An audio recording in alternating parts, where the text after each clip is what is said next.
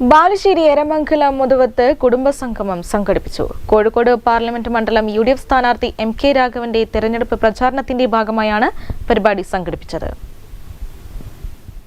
കഴിഞ്ഞ 15 വർഷങ്ങളിലെ കോഴിക്കോടിന്റെ വികസനം തുടരുവാൻ UDFന്റെ വിജയം ആവർത്തിക്കണമെന്ന് കോഴിക്കോട് പാർലമെന്റ് മണ്ഡലം UDF സ്ഥാനാർത്ഥി MK രാഘവൻ തെരഞ്ഞെടുപ്പ് പ്രചാരണത്തിന്റെ ഭാഗമായി ബാലുശ്ശേരി എരമംഗലം പുതുവത്ത് സംഘടിപ്പിച്ച കുടുംബസംഗമത്തിൽ സംസാരിക്കുകയായിരുന്നു അദ്ദേഹം. MP ആയിരുന്ന കാലത്ത് അത്രയേറെ വികസന പ്രവർത്തനങ്ങൾ നടത്താൻ തനിക്ക് സാധിച്ചിട്ടുണ്ടെന്ന് അദ്ദേഹം പറഞ്ഞു. ഫറൂഖ് സ്റ്റേഷൻ നിർമ്മാണ പ്രവൃത്തി ആരംഭിച്ചു കഴിഞ്ഞിരിക്കുകയാണ്. കടലുണ്ടി സ്റ്റേഷൻ നിർമ്മാണ പ്രവൃത്തി ആരംഭിച്ചു കഴിഞ്ഞിരിക്കുകയാണ്. നമ്മുടെ ബൈപ്പാസ്, കേരളത്തിൽ ആദ്യമായി ടെൻഡർ ചെയ്ത ബൈപ്പാസ് നമ്മുടെ ബൈപ്പാസാണ്.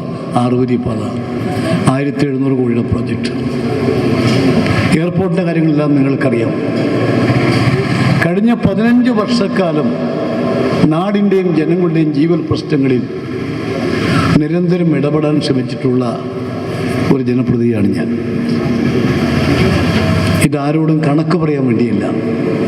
നിയോജകമണ്ഡലം convener K Balakrishnan Kidavu, chairman K Ahammed Koya, C Rajan, Vaishakh Kannora, TM Varunkumar, P Rajesh Kumar, Nisar Cheleri, NV Basheer, Aslam Baker, Arifa Beevi, Umamadathil തുടങ്ങിയവർ സംസാരിച്ചു.